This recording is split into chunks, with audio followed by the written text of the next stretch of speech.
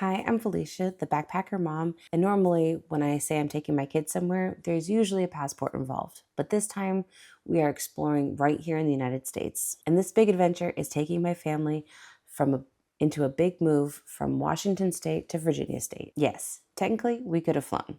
We could have shipped the car. These things would have been very practical.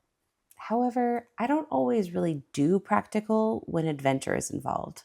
Instead, I am turning our move across the country into a 3-week family road trip. It's not just 8 hours drive, sleep next to the interstate and repeat kind of road trip. I want my kids to actually experience the places we're driving through because it's one of the biggest things I believe in as a mom, that travel is education.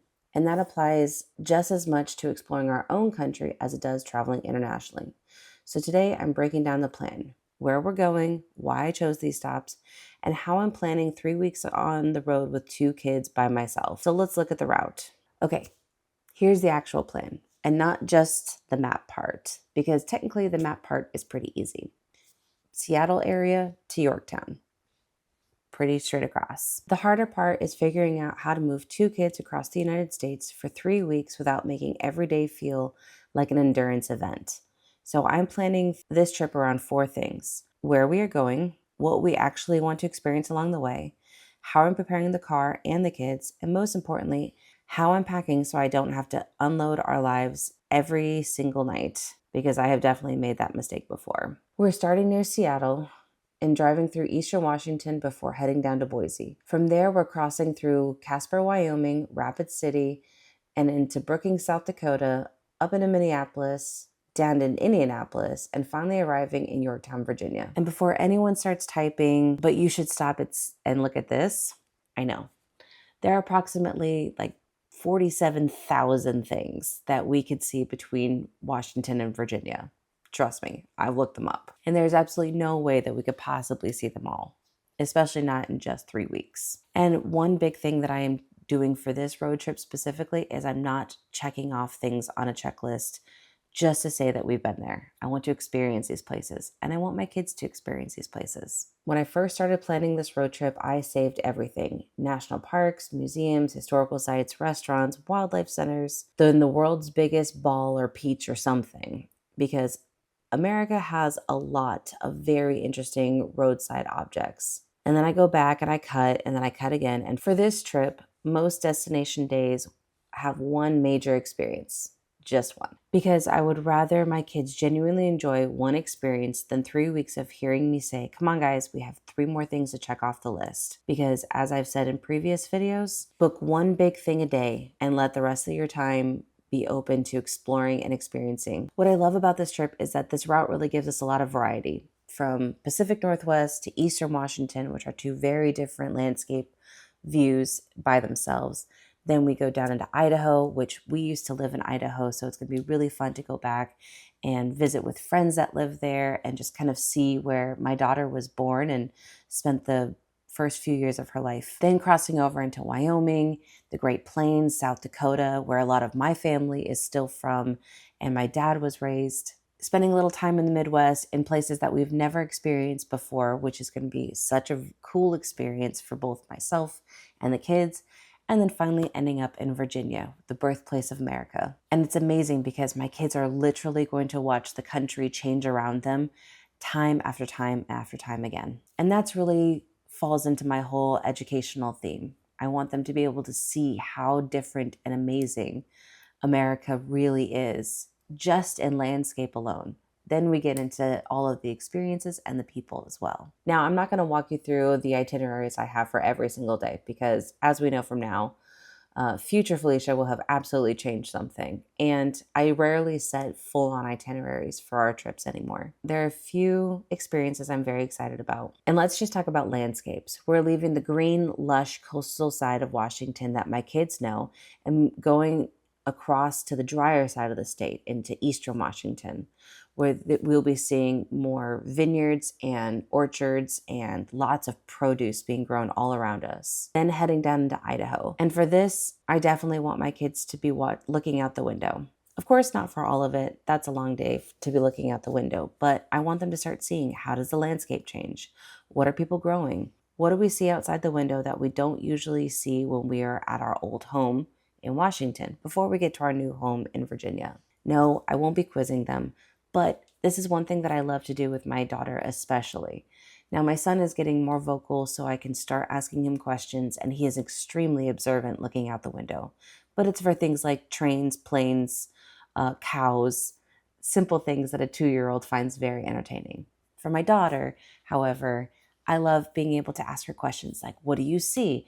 What is that find interesting for you? This is more of my world schooling style, is creating conversations that spark questions or answer questions. Another reason why I'm also deeply adamant about not handing a tablet to my kids for the entire drive, because they're going to miss the entire country if I do that. I do have some days where you just have to give them the tablet for a little bit of time. I am not perfect. That's just life. But I definitely strive to minimize that time because I want them looking out the window. I want them to see what's going on around us. I frequently make my daughter look up also from her Kindle or from a book that she's reading and tell her to look out the window when something interesting is going on because I don't want her to miss it. Once we get into Wyoming, I'm really excited about the history side of this trip. That whole stretch gives us an opportunity to talk about movement across America, migration, westward expansion, the Oregon Trail, how difficult it must have been to cross the landscape before highways and air conditioning and gas stations, and talk about covered wagons and how bumpy that ride would be for her versus our nice air-conditioned car now. And also the indigenous communities who were already living on and connected to these lands long before settlers arrived. That is something I really want to be intentional about throughout this road trip. I don't want to teach my kids one clean, comfortable version of American history. I want them to understand that places can hold multiple stories at the same time. Moving over into South Dakota, Rapid City and the Black Hills are going to be a huge part of that. Here there is dramatic landscape, wildlife, American history. Then we have places like Brookings, South Dakota, where honestly, this is just simply a stop to breathe and spend time with family as we are crossing the country. Get my kids out of the car. Because at this point, we will have been driving for a while, and being able to get them out of the car for more than 2 days is going to be a huge break for them. Sometimes I feel that parents, when they're planning road trips, always feel like the destination needs to be part of a bucket list, but really sometimes it doesn't. A lot of times, building in stops just for rest and relaxation does so much for a family when they're on a road trip, especially long ones. Because honestly, I understand trying to push for that next 50 miles, 100 miles with the toddler in the back seat and just trying to get to where I'm going. But taking a road trip like this one, where we can slow down, we can take more time. Because I have done a cross-country road trip from Alaska to Virginia before, and it took me 8 days. But I wasn't a mom back then, and I don't want to push my kids longer than we have to in the car and end up resenting me for long road trips in the future. So building in longer days in the car versus shorter days in the car. That's why my route has long days, short days, long days.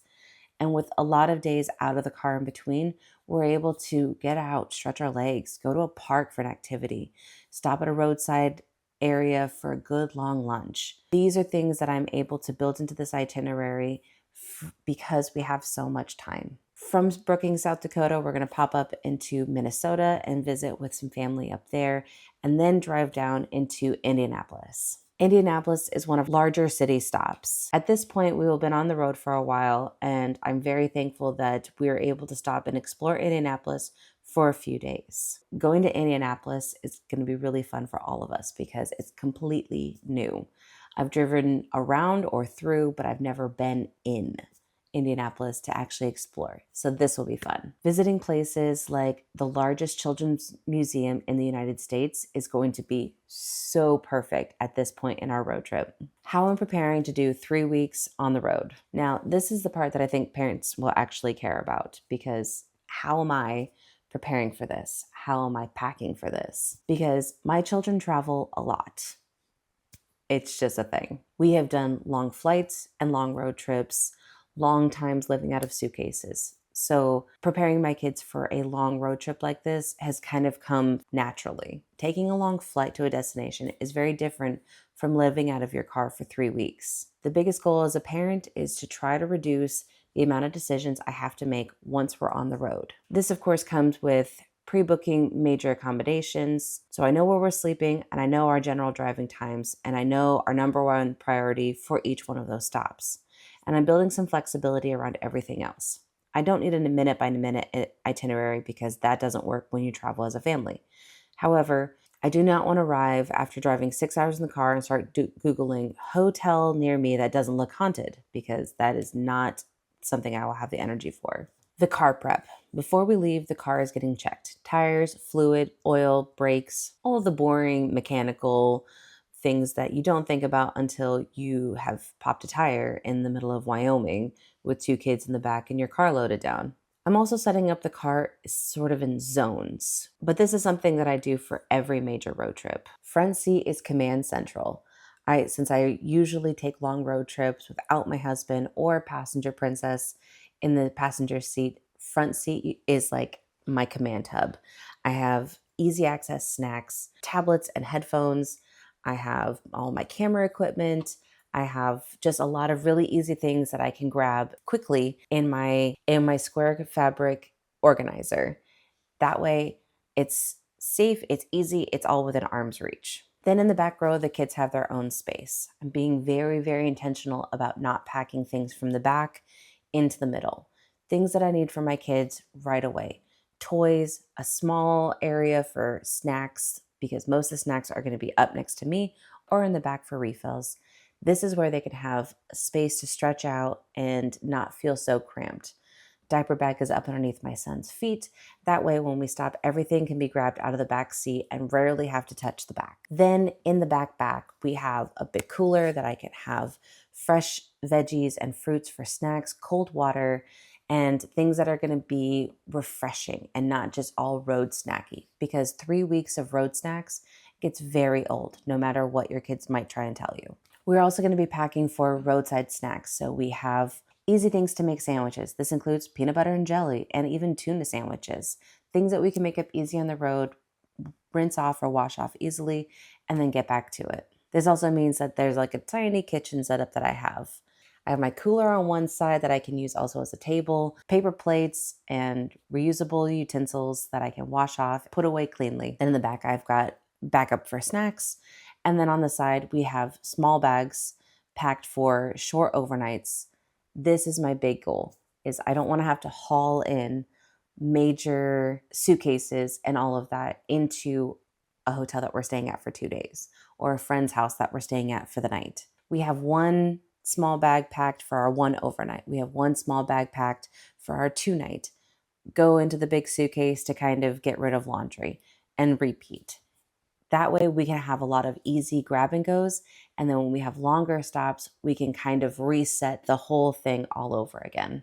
My road trip snack plan. So we need to discuss snacks because it's obviously the structural foundation for any family travel. As I mentioned, I like to have fresh fruits and vegetables for snacks because it breaks up the road trip snacky with also balancing with healthy. So I have 2 snack systems. First is the easy snack bin that I can get into either a few up front or some extras in the back. Crackers, granola bars, fruit snacks, and stuff that is dry. I don't have to do any type of food preparation for this. Then obviously we have the cooler. We've got fruits, cheeses, drinks, already sliced up vegetables like celery and cucumbers. And then of course our roadside picnics. We like picnics because it gets us out of the car. We're able to stretch our legs and it cuts down on expenses a lot. 3 weeks in restaurants gets really expensive. So this helps me plan out my budget a lot easier when breakfast is at a hotel, lunch is on the road with sandwiches in the back, which is why I have some variety of what we're eating. So it's not just peanut butter and jelly for 3 weeks. And then breaking that up with all of the different variety of snacks that I have packed as well. And then going into dinners where we are going to be eating at friends' houses or restaurants. How I'm packing for 3 weeks on the road with 2 kids.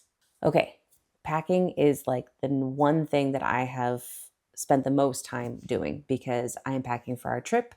And then we're also in the process of packing for our move. So there are two dynamics because not only are we packing for the move with the house getting packed up all around me right now, but at the same time, I will be living at a friend's house for possibly a few months. So I have to pack in 3 different stages. Obviously, that's not going to be a big concern for families who are driving for only 3 weeks. So we're going to talk just about the road trip packing. The key is less is more.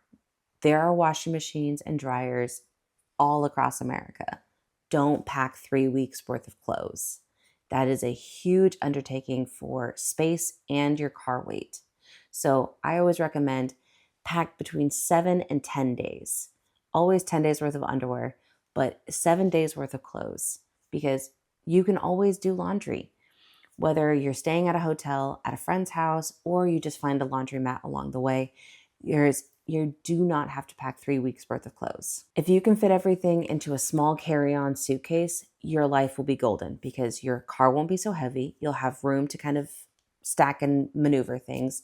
And then you're not going to have to worry about hauling so much into a hotel as you're making your stops. All right, my backseat toy bin. This might sound a little crazy, but one of my favorite things to do when I am on road trips, and I actually keep this in the car all the time, is I have between the center seat on the floor a fabric square that has just toys that live in the car. They don't come back in the house, and the house toys don't go out to the car.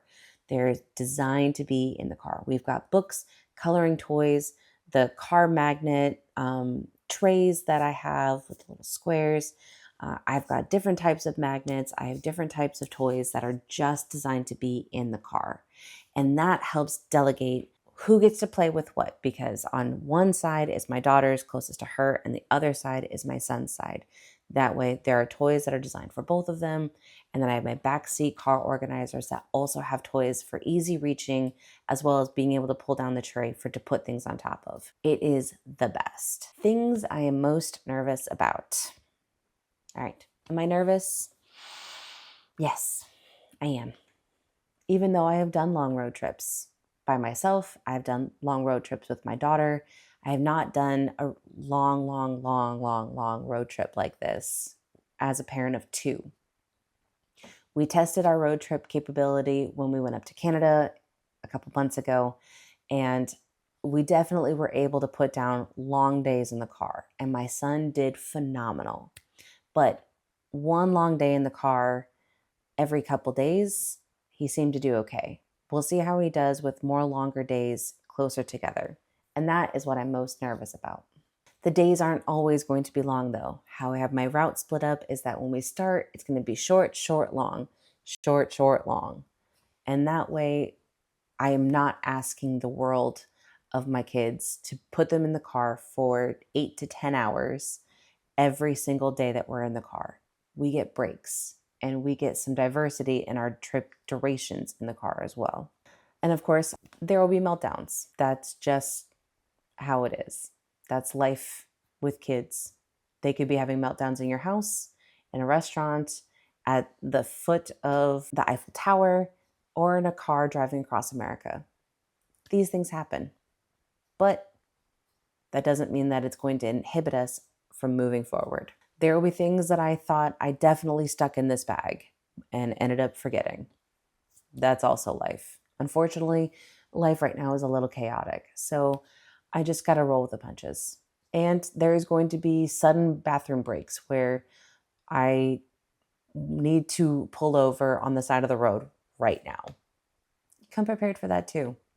Sanitizer, baby wipes, make sure your blinkers work. I know this trip is not going to be perfect. Perfection is not my goal though. What I'm really excited about though is being able to take this adventure with my kids because they have never had the opportunity to drive from one end of the country to the other at this point. So here's the plan. 3 weeks, 2 kids, 1 car. Seattle area to Yorktown.